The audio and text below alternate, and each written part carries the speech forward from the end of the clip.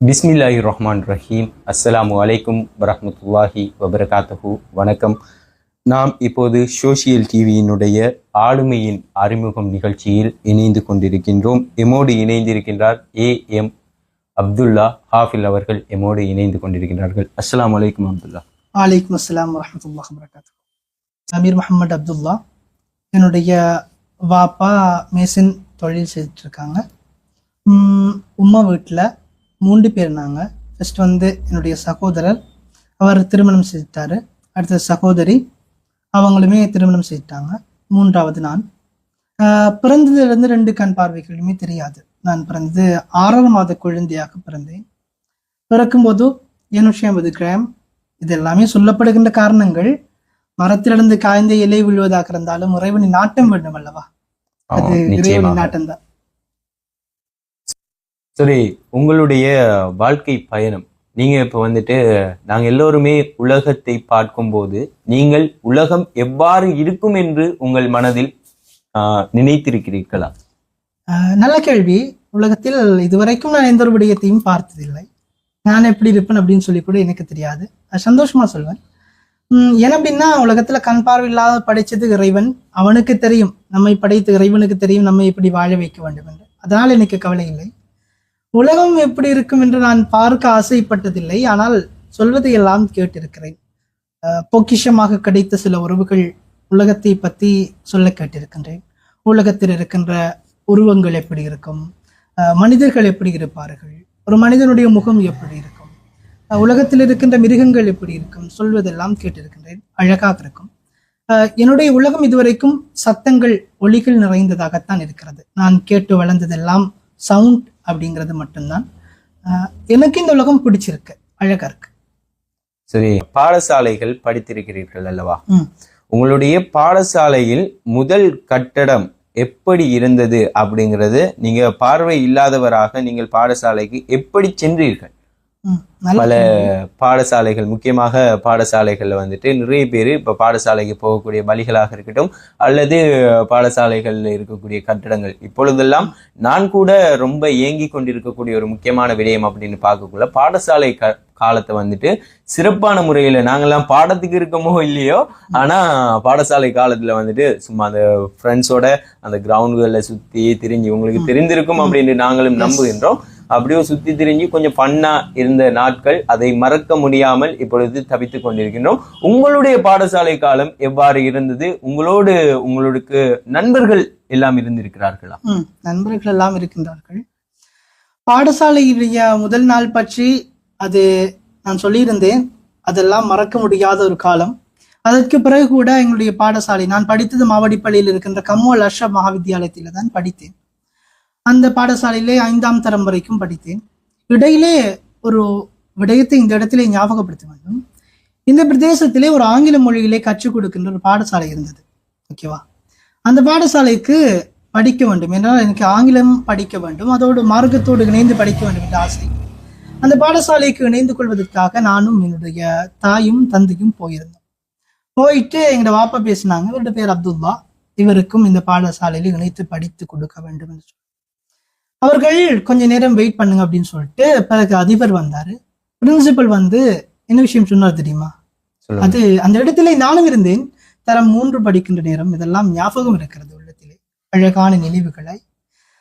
சொன்னாரு, கண் பார்வை இல்லாத பிள்ளை, இந்த பிள்ளையை கொண்டு போய் சேர்த்தா, இந்த பிள்ளை எங்களோட பில்டிங்ல விழுந்தா, ஏதாவது ஏற்பட்டா எங்க பாடசாலைக்கு பிள்ளைகள் வருவதெல்லாம் குறைந்து விடும். இவர்களுக்கு என்ற பாடசாலை இருக்கிறது, அங்க கொண்டு போய் விடுங்க, இங்கெல்லாம் சேர்க்க இயலாதுன்னு சொன்னார்கள். அந்த நேரத்திலே என்னுடைய உள்ளம் சொன்னது, நீங்கள் ஆச்சரியப்படுகின்ற அளவுக்கு நான் வாழ்ந்து காட்டுவேன், அதற்குரிய வாய்ப்பினை எங்களை படைத்த அந்த இறைவன் வழங்குவான் என்று. இப்பொழுது அந்த பாடசாலை கூட முற்றுமுழுதாகவே நிறுத்தப்பட்டு விட்டது. அதனுடைய பேர் கூட இல்லை. நீங்கள் பாடசாலையை பற்றி கேட்கின்ற பொழுது ஞாபகம் வந்தது. நண்பர்கள் எல்லாம் இருக்கின்றார்கள். சக நண்பர்களோடு பாடசாலையிலே கற்றிருக்கின்றேன். சவால்கள் தான், அதையும் சவால்களோடு இணைந்த சந்தோஷமான வாழ்க்கை. சவால்களும் வாழ்க்கையில் சந்தோஷமாக மாறியது. அதுதான் உண்மை. இதையும் கடந்து போகும் வாழ்க்கை அப்படிங்கிற மாதிரி சுவாரஸ்யமான நிகழ்வுகள் அத்தனை உள்ளங்களினுடைய மனதினையும் என்றும் எப்போதும் ஈர்த்திருக்கக்கூடிய நிகழ்வாக இன்றைய நாள் இருந்திருக்கும் அப்படிங்கிறத நாங்கள் நம்பிக்கொள்கின்றோம். சரி, அந்த சின்ன வயசுல இருந்து எவ்வாறு சவால்களை தடைகளை தாண்டி செல்ல வேண்டும் என்று எவ்வாறு முடிவெடுத்தீர்கள்? நல்ல கேள்வி. ஒரு நல்ல உதாரணம் சொல்றோம் அப்படின்னா, ஒரு கம்பெடுத்து நம்ம கையில அடிச்சோம் அப்படின்னா வலிக்கும், அப்படித்தானே? ஆமா. முதல் தடவை அடிபடும் போது வலிக்கும். அந்த அடி அதே இடத்திலே நிறைய தடவை விழுகின்ற பொழுது அது அப்படியே பழகி போயிடும். அதான் வாழ்க்கையும். நிறைய சவால்கள், நிறைய தடைகள், எல்லா பக்கத்திலும் தடைகள் வந்தது.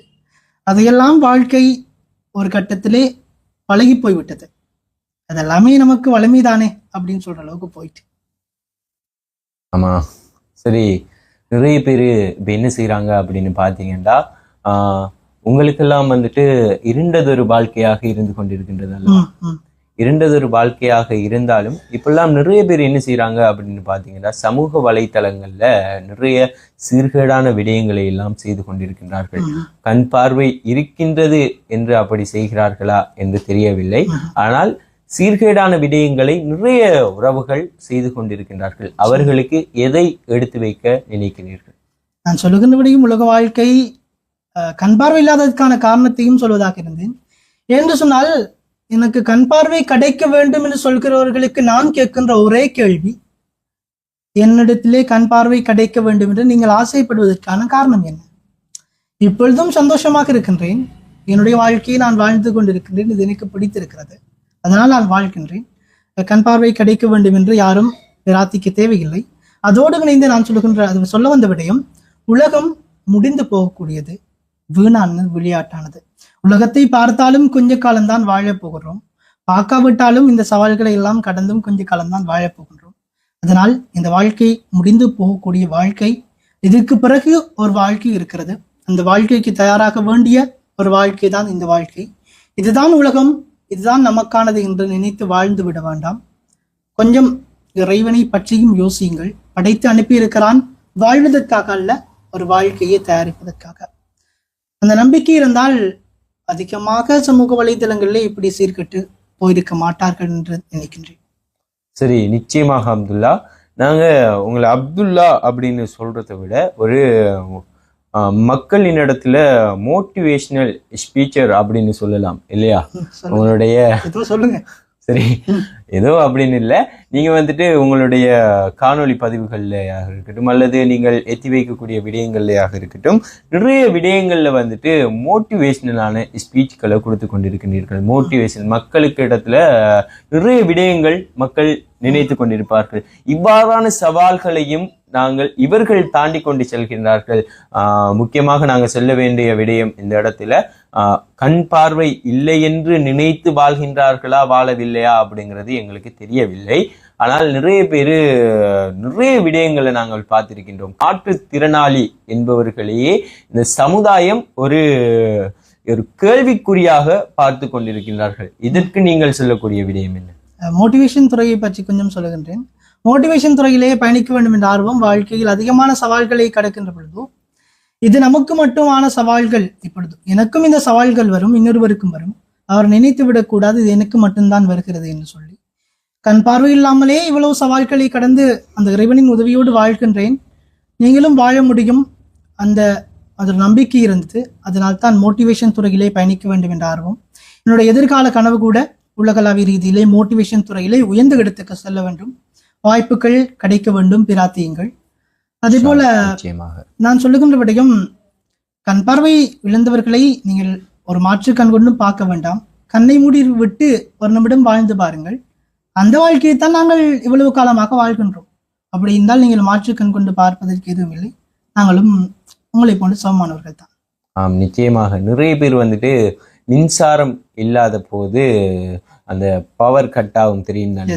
இந்த பவர் கட் ஆகும்போது லைட் எல்லாம் இல்லை, இருட்டாக இருக்கின்றது, இந்த இருட்டிலேயா நான் இருக்கிறேன் அப்படின்னு எல்லாம் யோசிச்சுட்டு இருப்பாங்க. அவங்க வந்துட்டு அவங்களுடைய வாழ்க்கை இப்ப பாத்தீங்கன்னா உங்களுக்கு தெரிந்திருக்கும், மின்சாரம் தடைப்பட்ட உடனே நிறைய பேர் வாய்களால வரக்கூடிய விடயம்தான் என்ன கரண்ட் எல்லாம் நின்றுட்டு அப்படியோ இருட்டாக இருக்கின்றதே அப்படின்னு நிறைய பேர் சொல்லி கொண்டீங்க. உங்களுடைய இருட்டு வாழ்க்கை எவ்வாறு இருந்து கொண்டிருக்கின்றது? நீங்கள் இருட்டு வெளிச்சம் என்ற 2 விடயத்தை இந்த எடுத்து பேசுறீங்க, அப்படித்தானே? ஆமா. எஸ், எனக்கு இருட்டும் தெரியாது வெளிச்சமும் தெரியாது. என்னுடைய பிறந்ததிலிருந்து இப்படியோ இருக்கின்றேன். அதனால் வெளிச்சம் தெரிந்தால்தான் இருட்டு தெரியும், இருட்டு தெரிஞ்சால்தான் வெளிச்சம் தெரியும் என்று சொல்வார்கள். கரண்டு மின்சாரம் துண்டிக்கப்பட்டாலும் எனக்கு இப்படித்தான் இருக்கிறது, மின்சாரம் இருக்கும் பொழுதும் எனக்கு இப்படித்தான் இருக்கிறது. அதனால் நான் மகிழ்ச்சியாக இருக்கின்றேன். நீங்கள் பயப்படுவதற்காக, பொதுவாக பார்வை இருக்கின்றவர்கள் பயப்படுவதற்கான காரணம், மின்சாரம் இருக்கும்போது அவருக்கு வெளிச்சமாக இருக்கும், இல்லாத போது இருட்டாக இருக்கும். அந்த இருளுக்குத்தான் அவர் பயப்படுகின்றார். ஆனால் என் வாழ்க்கை பிறந்ததிலிருந்து இருவரைக்கும் அப்படித்தான் இருக்கிறது. அதனால் நான் மகிழ்ச்சியோடு இருக்கின்றேன். நிச்சயமாக நீங்கள் வந்துட்டு எத்தனை வருட காலத்திற்குள் அல்லது எத்தனை குறுகிய காலத்திற்குள் குர்ஆனை மனனம் செய்தீர்களா, அல்லது நீண்ட காலம் உங்களுக்கு எடுத்ததா? கிட்டத்தட்ட ஒரு 10 வருடங்கள் கடந்தது பின்னால் தான் நான் குர்ஆனை மனனம் செய்தேன். என்னுடைய வாழ்க்கையில் நிறைய பிரச்சனைகள் வருகிற பொழுதெல்லாம் நான் துஆ செய்த விடயம், இவ்வளவு பிரச்சனைகள் எல்லாம் வருகிறது, இதையும் தாண்டி அல் குர்ஆனை முழுமையாக மனனம் செய்ய வேண்டும், அதற்கான முழு வாய்ப்பையும் நீதான் வழங்க வேண்டும் என்று அல்லாஹ்விடத்திலே பிரார்த்தித்திருந்தேன். அந்த வாய்ப்பினை அல்லாஹ் தந்தான். நிறைய தடைகளுக்கு பிறகு அது கேட்கின்ற விடயம் உடனே கிடைத்தால் அது மகிழ்ச்சியாக இருக்காது. ஆமா, நிறைய நாளைக்கு பிறகு கிடைக்கின்ற பொழுது அது ஒரு பெரிய மகிழ்ச்சியாக இருக்கும். உண்மையிலேயே அது ஒரு மகிழ்ச்சியாக இருந்தது. நீங்கள் இந்த உலகத்தை வந்துட்டு பார்த்ததில்லை, ஆனால் உங்கள் உலகம் அழகாக இருக்கும் என்று நான் நம்புகிறேன். சரி, நீங்கள் சொல்லுங்கள், நீங்கள் இந்த சமுதாயத்திடம் இருந்து எதிர்பார்க்கக்கூடிய முக்கியமான விடயம் என்ன? சமுதாயத்திடமிருந்து எதிர்பார்க்கின்ற விடயம் என்றால் அந்த அளவுக்கு எதுவும் இல்லை. மாற்றுத்திறனாளிகளை நீங்கள் ஒரு மாற்று கண் கொண்டு பார்க்கின்ற விடயம், அதெல்லாம் நிறுத்தப்பட வேண்டும். நாங்கள் எல்லாம் சமூகத்திலே அனைவரும் சமமானவர்கள் தான், வித்தியாசமாக பார்ப்பதற்கு எதுவும் இல்லை. கண்ணை மூடிவிட்டு ஒரு நிமிடம் நீங்கள் சிந்திக்கின்ற பொழுது அது உங்களுக்கு புரியும். உங்களுக்கு என்ன உணர்வுகள் இருக்கிறதோ அதே உணர்வுகள் தான் எங்களுக்கும் இருக்கிறது. நீங்கள் எப்படி இருக்கின்றீர்களோ அதே போன்றுதான் நாங்களும் இருக்கின்றோம். எங்களுக்கும் உங்களுக்கும், பார்வை இழந்தவர்களுக்கும் பார்வை இருக்கின்றவர்களுக்கும் எந்த ஒரு வித்தியாசமும் இல்லை. நாம் அனைவரும் சமமானவர்கள் தான். எல்லோருமே வந்துட்டு இப்ப கண் பார்வை இருந்து கொண்டே நிறைய மனிதர்கள் கண் பார்வை இல்லாதது போன்று இருந்து கொண்டிருக்கின்றார்கள். அதை நீங்க எவ்வாறு நினைக்கிறீர்கள்?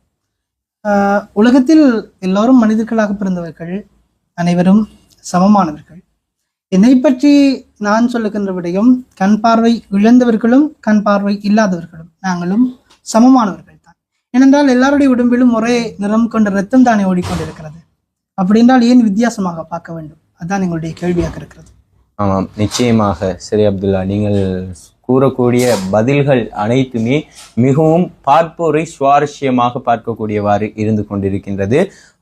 நாங்கள் கேட்கிற கேள்விகளுக்கெல்லாம் வந்துட்டு சிறப்பான முறையில நீங்களும் உங்களுடைய பதில்களை எங்களுடைய மக்களுக்கு தெளிவாக எத்தி வைத்துக் கொண்டிருக்கின்றீர்கள். நன்றி. மீண்டும் உங்கள்கிட்ட வந்துட்டு முக்கியமான ஒரு கேள்வி ஒன்று கேட்கணும். உங்களை பெற்றவர்கள் இந்த உலகுக்கு செய்திருக்கக்கூடிய முக்கியமான ஒரு பாக்கியம் அப்படின்னு சொல்லி நிறைய சவால்களை நீங்க சந்தித்திருப்பீங்க. என்னென்ன சவால்களை சந்தித்திருக்கிறீர்கள்? சவால்கள் என்று சொல்லுகிற பொழுதோ, நான் பிறந்த ஆரம்பத்திலே கண் பார்வை இல்லாதவனாக பிறந்தாலும் எங்களுடைய குடும்பம் இது பார்வையில்லாத பிள்ளை என்றால் பொதுவாக சமூகத்திலே வீட்டிலே மறைத்து வைத்து விடுவார்கள். இது எல்லாமே குறை, இந்த பிள்ளையை கொண்டு போய் சமூகத்துல வச்சா பார்க்குறவங்க கேள்வி பண்ணுவாங்க அப்படின்னு சொல்லிடலாம். ஆனா எங்களுடைய ஃபேமிலியில் அப்படி வைக்கல. பட் சமூகத்துல எல்லா இடத்துக்கும் முன்னுக்கொண்டு வந்தாங்க. நான் ஸ்கூல்ல படிச்சிருக்கேன், கிரேட் 5 வரைக்கும் படிச்சிருக்கேன். எங்களுக்கு என்ற ஒரு முறை இருக்கிறது, பிரைல் குற்றெழுத்து முறை என்று சொல்வார்கள். அதிலே தான் படித்தேன். ஆரம்பத்திலே கிரெயின் ஃப்ளவர் ஸ்ரீலங்கா கூடிய அமைப்பு தான் என்னை வெளிக்கொண்டு வந்தது. பிரைல் முறை இருக்கிறது என்று சொல்லக்கூடிய அந்த விடயங்கள் எல்லாம் கற்றுத்தந்து சம்மாந்துரையை சேர்ந்த அப்துல் சலாம் சார், சியாத் சார், குறிப்பாக மிஸ்தாக் சார், இவர்களெல்லாம் என்னுடைய பிரைல் குற்றெழுத்து முறையினை கற்பதற்கு ஆரம்பத்திலே காரணமாக இருந்தவர்கள். சவால்கள் என்று சொல்லுகிற பொழுது என்னுடைய வாழ்க்கையிலே ஆரம்ப கட்டம் இருந்து இதுவரைக்கும் சவால்கள் நிறைந்த வாழ்க்கையாகத்தான் இருக்கிறது. பாடசாலையிலே ஆரம்ப நாள் படிக்கின்ற அந்த நாளிலே இருந்து இப்பொழுது அல் குர்ஆனை முடித்து நான் அரபு மதரசா ஒன்றிலே ஷரியா பிரிவிலே கற்றுக்கொண்டிருக்கின்றேன், எந்த ஒரு காஷிஃபில் உள்ள மதரசாவிலே. இப்பொழுது வரைக்கும் நிறைய சவால்கள், நிறைய தடைகள் மிகுந்த வாழ்க்கையாகத்தான் சென்று கொண்டிருக்கிறது. சோசியல் மீடியா அனைத்திலையும் வந்துட்டு நீங்க சொல்லியிருக்கக்கூடிய ஒரு முக்கியமான விடயம் அப்படின்னு பாத்தீங்கன்னா, உலகத்தை நான் பார்க்காவிடிலும் உலகம் பார்க்கும் வரை நான் வாழ்ந்து காட்டுவேன் அப்படின்னு நீங்க சொல்லியிருக்கீங்க.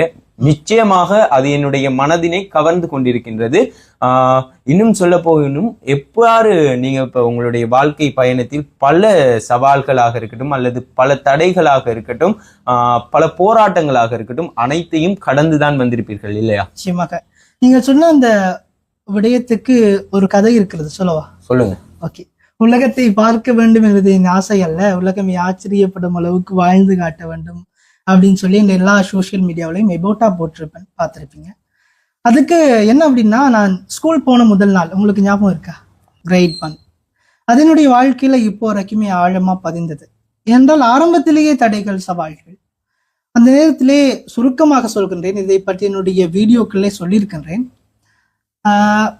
என்ன நடந்தது என்றால், கண் பார்வை இல்லாத பிள்ளை, இந்த பிள்ளையை வைத்து நாம் என்ன செய்வது என்று சொல்லி ஆசிரியைக்கு புரியவில்லை. இந்த பிள்ளையை ஏன் பாடசாலைக்கு கொண்டு வந்திருக்கிறார்கள், இந்த பிள்ளையினால் பயனடைக்குமா, இந்த பிள்ளைக்கு என்னுடைய பக்கத்தில் இருந்த எல்லா மாணவர்களிடத்திலும் ஆசிரியை உங்களுடைய எதிர்கால இலக்கு என்னவென்று கேட்டார்கள்.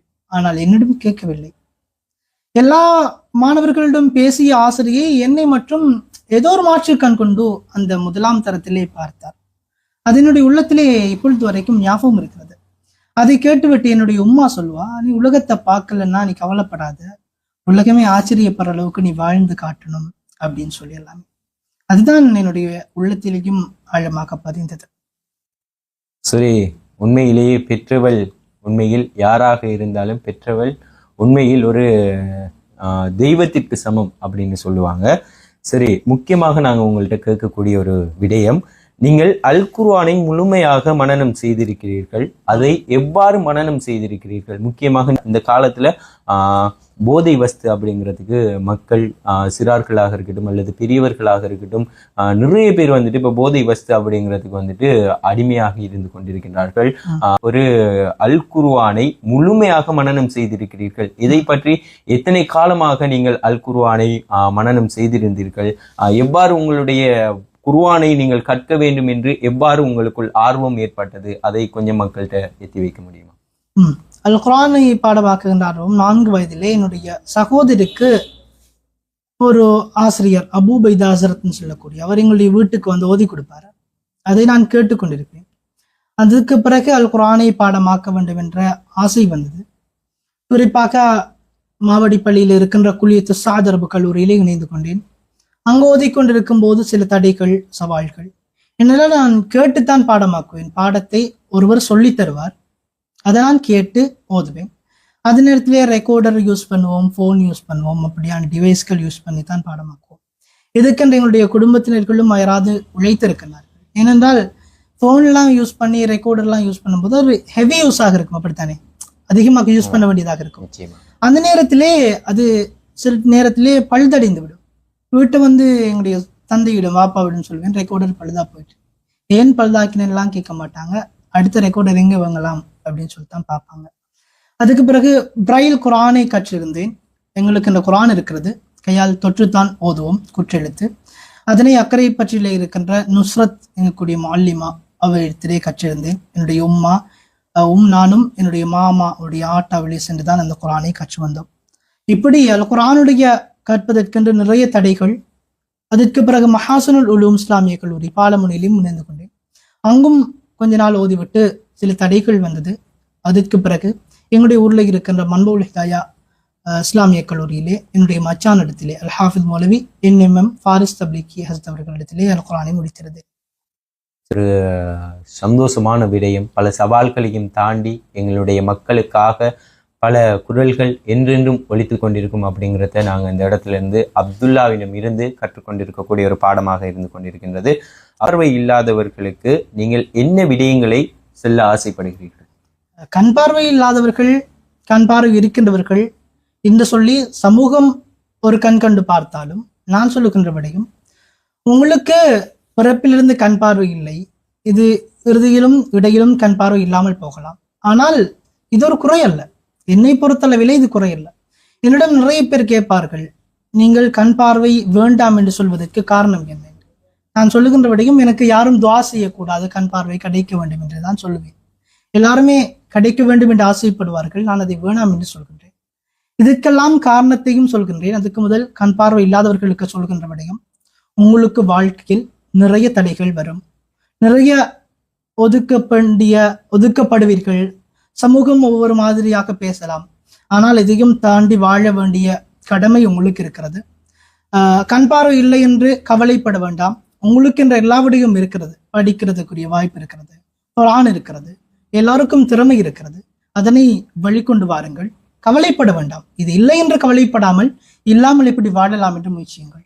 அதுதான் நான் சொல்லுகின்ற விடயம். சரி, ஒரு மனிதரை நீங்கள் எவ்வாறு இனம் கண்டு கொள்ள விரும்புகின்றீர்கள்? நீங்கள் கேட்ட கேள்வி ஒரு முக்கியமான கேள்வி.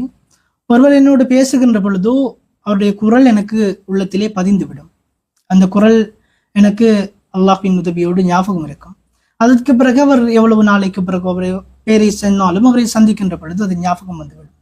நன்றாக பழகுகின்றவராக இருந்தால் அவருடைய கையை பிடிக்கின்ற பொழுதோ இவரை கையை தந்தால் இவர்தான் என்று சொல்லி மதிக்கக்கூடிய ஒரு வாய்ப்பு இருக்கிறது. சரி, முக்கியமான ஒரு கேள்வி இந்த இடத்துல நாங்கள் கேட்டுக்கொள்ளணும் அப்படின்னு ஆசைப்படுகிறோம். உங்களிடத்தில் பிற நபர்கள் கேட்கக்கூடிய முக்கியமான கேள்விகள் என்னென்ன? சந்திக்கின்ற பொழுதோ நிறைய பேர் நன்றாக பேசுவார்கள். நீங்கள் எப்படி அல் குர்ஆனை பாடமாக்கினீர்கள், உங்களை பார்த்தது சந்தோஷமாக இருக்கிறது என்று நிறைய பேர் சொல்வார்கள். ஆச்சரியமாக இருக்கிறது என்று சொல்வார்கள். அதையும் தாண்டி சமூகம் ஒரு மாற்றுக்கண் கொண்டு பார்ப்பதை அண்மையாக நான் உணர்ந்து கொண்டிருக்கின்றேன். எல்லாரையும் போன்றுதான் நாங்களும் இருக்கின்றோம் என்று எனக்கு இந்த வித்தியாசம் விளங்கவில்லை. என்கிட்ட மட்டும் வித்தியாசமா கேட்பாங்க. நீங்க எப்படி உடுப்பு மாத்துறது, நீங்க எப்படி உங்களுடைய வேலைகளை செய்து கொள்றது, இது எல்லாம் ஒரு கேள்வியாக அவர்களுக்கு தோன்றுகிறதா என்று எனக்கு தெரியவில்லை. ஆனால் இதெல்லாம் ஒரு கேள்வி இல்லை. கண் மூடிவிட்டு உங்களால் எப்படி ஒரு நிமிடத்துக்கு இருக்க முடியுமோ முடியாதோ அது எனக்கு தெரியாது. பிறந்திலிருந்து உலகத்தை பார்க்கவில்லை, அதனால் நான் இதுவரைக்கும் வாழ்ந்து கொண்டிருக்கின்றேன். அதுதான், எந்த கேள்வியும் கேட்க தேவையில்லை, சாதாரணமாக பேசினாலே போதும். சரி, இந்த இடத்துல உங்களோடு மக்கள் எவ்வாறு நடந்து கொள்கின்றார்கள்? மாஷா அல்லாஹ், நல்ல முறையில் நடந்து கொள்கின்றார்கள். நிறைய பேருடைய கேள்விகள் என்னை யோசிக்கின்ற வகையில் கொண்டு போய் சேர்த்து விடுகின்றது. நிறைய பேர் கேட்பார்கள், நீங்கள் எப்படி தனிமையிலே நடந்து போகின்றீர்கள்? அதையெல்லாம் கேட்க வேண்டாம் என்று சொல்லவில்லை. அதையெல்லாம் ஒரு நன்றாக அழகான கேள்விதான். அதையும் தாண்டி சிலவர்கள் கேட்கின்ற கேள்விகள், உங்களுக்கு உணர்வுகள் இருக்கின்றதா, நீங்கள் உங்களுக்கு அழ முடியுமா என்ற கேள்விகள் எல்லாம் கேட்பார்கள். நான் சொல்லுகின்ற விடையும் சமமானவர்கள் தான், எந்த ஒரு வித்தியாசமும் இல்லை. கேள்வி கேட்கின்றவர்களுக்கும் கேள்வி எழுகின்றவர்களுக்கும் நான் கொடுக்கின்ற விடையும் சமமானவர்கள் தான். நீங்கள் யோசிக்கின்ற அளவுக்கு அந்த அளவுக்கு எதுவும் இல்லை, நாங்களும் சாதாரணமானவர்கள் தான். சரி அப்துல்லா, உங்களிடத்துல இந்த இடத்துல நாங்க எங்களுக்காக, அதனை தொடர்ந்து சோசியல் டிவியினுடைய புகழுக்காக வேண்டியும் நாங்க கேட்கக்கூடிய ஒரு விடயம், உங்களுடைய குரல்ல எங்களுக்காக ஒரு குர்ஆன் சூரா ஒன்று ஓதி காட்ட முடியுமா? أعوذ بالله من الشيطان الرجيم. بسم الله الرحمن الرحيم. لا يحب الله الجهر بالسوء من القول إلا من ظلم وكان الله سميعا عليما. إن تبدوا خيرا أو تخفوه أو تعفوا عن سوء فإن الله كان عفوا قديرا.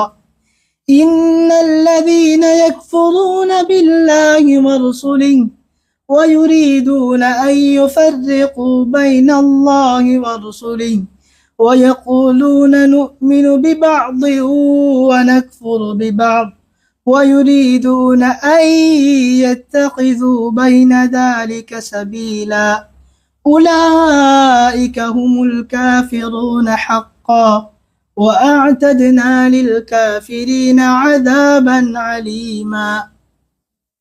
சரி, நன்றி. எங்களுக்காக உங்களுடைய குரலில் ஒரு குர்ஆன் வசனத்தை ஓதி காண்பித்ததற்கு மிக்க நன்றிகளை தெரிவித்துக் கொள்கின்றோம் அப்துல்லா. நாங்க கண் பார்வை இல்லாதவர்கள் நிறைய பேர் அவர்களுடைய திறமைகள் இருக்கும், ஆனால் வெளிக்கொண்டு வர மாட்டார்கள். வீடுகளுக்குள்ளே இருந்து அவர்களுடைய காலம் கழிந்து கொண்டிருக்கின்றது. இதற்கான முடிவு தேவை என்னவாக இருக்கும் என்று நினைக்கின்றீர்கள்? இழந்தவர்களை வீட்டிலே மறைத்து வைப்பது அது மிகப்பெரிய தவறு. அந்த பெற்றோர்கள் பிள்ளைகளுக்கு செய்கின்ற ஒரு பெரிய அநியாயமாகவே நான் பார்க்கிறேன். என்று சொன்னால் இதெல்லாம் சொல்ல வேண்டிய கடமை எனக்கு இருக்கிறது. அந்த பெற்றோர்கள் புரிந்து கொள்ள வேண்டும். அந்த பெற்றோர்கள் அந்த பிள்ளைகளோடு எப்பொழுதும் இருக்க போகின்றவர்கள் அல்ல. உண்மைதானே? அவர்களுக்கும் ஒரு மரணம் இருக்கிறது. அவர்கள் மரணித்து விடுவார்கள். அவர்களும் அந்த பிள்ளைகளை விட்டு பிரிந்து சென்று விடுவார்கள். அந்த பிள்ளைகளுக்கென்ற ஒரு வாழ்க்கை இருக்கிறது. கண் பார்வை மட்டும்தான் இல்லை, அவர்களுக்கென்ற ஒரு வாழ்க்கை இருக்கிறது. அந்த வாழ்க்கையினை வாழ்வதற்கான வாய்ப்பை கொடுக்கின்றவர்கள் அந்த பெற்றோர்கள் தான். மறைத்து வைக்க தேவையில்லை. உலகில் பிறந்த குழந்தைகளை மறைத்து வைக்க வேண்டாம். என்ன குறைபாடாக இருந்தாலும் அந்த குறைபாடோடு சமூகத்துக்கு கொண்டு வாருங்கள். குறைபாடோடு முன்னுக்கு கொண்டு வாருங்கள். குறையை மறைக்க ஒரு காலமும் முயற்சிக்க வேண்டாம். குறையோடு உயர்த்த முயற்சியுங்கள். நிச்சயமாக மக்களுக்கு ஒரு சிறந்த சவால்களையும் பல தடைகளையும் வென்று இன்றைய நாள் எங்களோடு இணைந்து பயணித்திருக்கக்கூடிய ஒரு சகோதரர், மாற்றுத்திறனாளி. எனக்கு கண் பார்வை இல்லாமல் இருந்தாலும் மக்களுக்காக எனது நேரான பாதையை காட்டியே தீர்வேன் என்ற நோக்கத்தோடு எம்மோடு இணைந்து பயணித்துக் கொண்டிருக்கின்றார் எங்களுடைய அப்துல்லா அப்படின்னு அவரை சொல்றதோட அவரு ஹாஃபிஸ் அப்படின்னு சொல்றாங்க, ஹாஃபில். அதனை தொடர்ந்து குர்ஆன் வசனங்களை வந்துட்டு இந்த நேரத்துல நீங்க பார்த்திருப்பீங்க. ஒரு அழகிய குரல்ல அப்துல்லா, உண்மையிலேயே வந்துட்டு உங்களுடைய குரலை கேட்கும் போது நான் உங்களுக்கு என்ன கைமாறு செய்ய போகிறேன் அப்படின்னு எனக்கு உண்மையிலே நிச்சயமாக தெரியவில்லை. ஆனால் உங்களுடைய குரல் அவ்வளவு இனிமையாக இருந்து கொண்டிருக்கின்றது. உங்களுடைய குரலை போன்றுதான் நீங்க சொன்னிருந்தீங்க, என்னுடைய முகத்தை கூட நான் இதுவரைக்கும் பார்த்ததில்லை அப்படின்னு சொன்னிருக்கீங்க. ஆனால் உங்களுடைய குரலை போன்று உங்களுடைய முகமும் உங்களுடைய உள்ளமும் சுத்தமாக இருந்து கொண்டிருக்கின்றது அப்படிங்கிறதையும் நாங்க தெரிய தருகின்றோம். சரி, நிச்சயமாக கண் பார்வை இல்லாதவர்கள் பிரைல் முறையில் கற்கிறார்கள். நீங்கள் பிரைல் கற்றிருக்கிறீர்கள் அல்லவா? ஆமாம். அதை எப்படி பயன்படுத்தினீர்கள்? ஓகே, பிரைலுங்கிறது அது ஒரு குற்றெழுத்து முறை. நீங்கள் எப்படி கண் பார்வையோடு எழுத்துக்களை பார்ப்பீர்களோ நாங்கள் அதனை விரல்களால் தொட்டு படித்துக் கொள்வோம். எங்களுடைய உலகம் அது தொடுதல்கள், சவுண்ட், சத்தம் இதால் அழகாக்கப்பட்டது.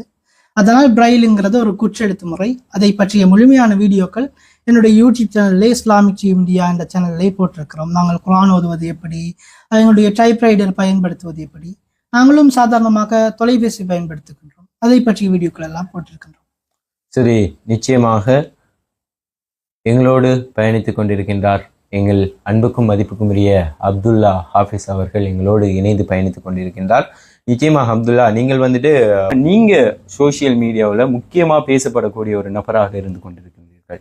உங்களுடைய இஸ்லாமிக் டிவி மீடியா யூடியூப் சேனலில் நீங்க வந்துட்டு மிக ஒரு சந்தோஷம், மக்களை வந்துட்டு ஆச்சரியப்படுத்தக்கூடிய வினோதமான விஷயங்களை எல்லாம் மக்களுக்கு எத்தி வைத்துக் கொண்டிருக்கின்றீர்கள். பயானாக இருக்கட்டும், அதனை தொடர்ந்ததாக இன்னும் பல சுவாரஸ்யமான நிகழ்வுகளாக இருக்கட்டும், அனைத்தையும் வந்துட்டு சிறப்பான முறையில மக்கள்கிட்ட எத்தி வைத்து கொண்டு வருகின்றீர்கள். அதை பற்றி நீங்க எவ்வாறு நினைத்து கொண்டிருக்கின்றீர்கள்? யூடியூப் பொறுத்த மட்டும் ஊடகத்துறையிலே பயணிக்க வேண்டும் என்ற ஆர்வம் ஆரம்பத்திலே வானொலிகள் கேட்கிற பொழுது வந்தது. இஸ்லாமிக் எஃப்எம் என்ற வானொலியிலே தான் ஆரம்ப நிகழ்ச்சிகள் எல்லாம் இருந்தது. இம்ரான் நண்பர், அதே மாதிரி சகோதரர் அம்ஜத், அரூஸ் போன்றவர்கள் எல்லாம் ஊடகத்துறையிலே உதவியாக இருந்தவர்கள். பிறகு வந்த காலங்களிலே எனக்கென்று யூடியூப் சேனல் ஸ்டார்ட் பண்ண வேண்டும் என்ற ஆர்வம் வந்தது. அதுக்கு பிறகுதான் யூடியூப் சேனல் ஸ்டார்ட் பண்ணப்பட்டது. அது இப்பொழுது கிட்டத்தட்ட 9,000 சப்ஸ்கிரைபர்ஸ் சென்று கொண்டிருக்கிறது. ஊடகத்துறையில் எவ்வாறு எப்போது சாதிக்க வேண்டும் என்று உங்களுடைய பயணம் ஆரம்பித்தது? நியூஸ் ரீட் பண்ற அப்படின்னு ஒரு விஷயம் சொன்னீங்க. ஆமா, எனக்கு சோசியல் டிவிலையும் உண்மையில நியூஸ்லாம் ரீட் பண்ணிட்டு இருக்கேன். நியூஸை பொறுத்த மட்டும் எனக்கு நியூஸ் சார் சென்ட் பண்ணுவாங்க. இந்த ஃபோன் வந்து அந்த நியூஸை ரீட் பண்ணி காட்டும்.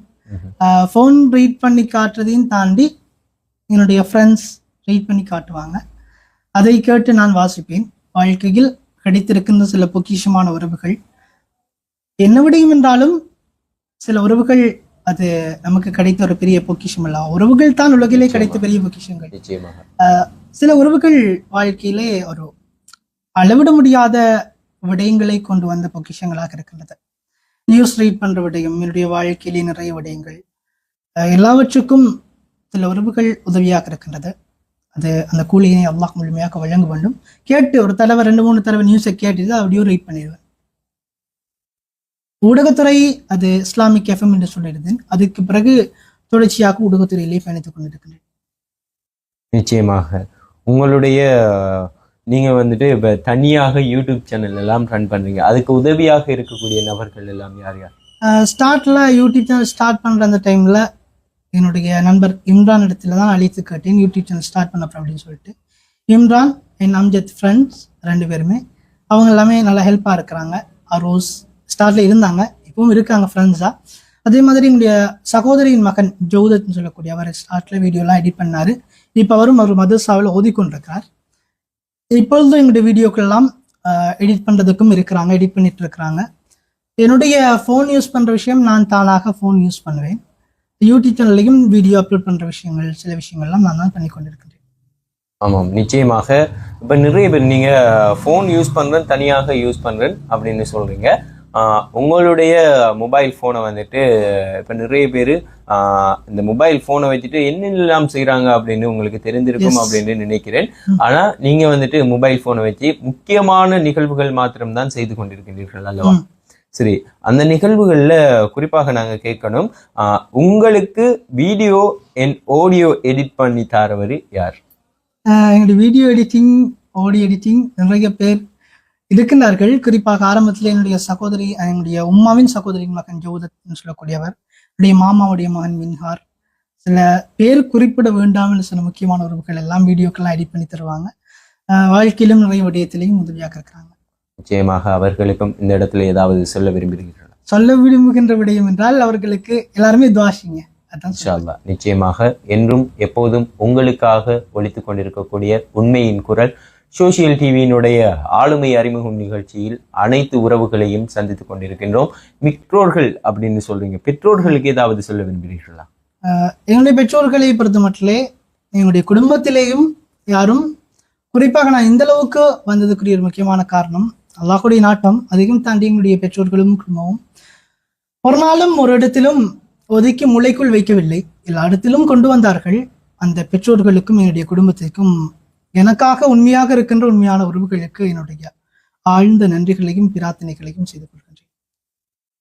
மிச்சம் சந்தோஷம் அப்படின்னு நினைக்கிறேன். சரி, எங்களுக்காக நேரம் ஒதுக்கி எங்களுடைய மக்களும் பயன்பெற வேண்டும் என்ற நோக்கத்தோடு இன்றைய தினம் எங்களோடு இணைந்ததற்கு மிக்க நன்றிகள். நன்றி, ஜஸாக்கல்லாஹ் ஹைர். மிகில் இந்த வாய்ப்பு சோசியல் டிவியினுடைய இந்த காணொலி பார்த்து கொண்டிருக்கின்ற எல்லோருக்கும் இறுதியாக ஒரு விடயத்தை சொல்லலாம். வாழ்க்கையில் என்ன பிரச்சனை வந்தாலும் மனம் தளர்ந்து விட வேண்டாம், நம்பிக்கையை இழந்து விட வேண்டாம். வாழ்கின்ற அந்த நிமிடங்களை, அந்த நொடிகளை மகிழ்ச்சியோடு வாழுங்கள். உங்களுக்கென்று எழுதப்பட்டது ஒரு நாளும் உங்களை விட்டு பிரிந்து செல்லாது. உங்களிடம் இருக்க தகுதி இல்லாதது உங்களிடம் நிலைத்திருக்காது. அதனால் கவலைப்பட வேண்டாம், சந்தோஷமாக வாழுங்கள். இந்த வாய்ப்புக்கும் நன்றி கூறி, இந்த வீடியோ பார்த்து எல்லாருக்குமே நன்றி கூறி நானும் மீண்டும் சந்திப்போம். ஓகே, ஜஸாக்கல்லாஹ் ஹைர். அஸ்ஸலாமு அலைக்கும் வரஹ்மத்துல்லாஹி வபரகாத்துஹு. இன்னும் ஒரு காணொலியினூடாக இணைந்து கொள்ளும் வரை உங்களிடமிருந்து விடைபெறும் நான் உங்கள் ஆர்ஜி முர்ஷித். இது சோசியல் டிவியின் ஆளுமை அறிமுகம் நிகழ்ச்சியில் இருந்து விடைபெற்று போகின்றோம். எங்களோட நீங்களும் பயணித்துக் கொள்ளலாம் அப்படிங்கிறதையும் நாங்கள் இந்த இடத்துல ஞாபகப்படுத்திக் கொள்கின்றோம். நன்றி அப்துல்லா.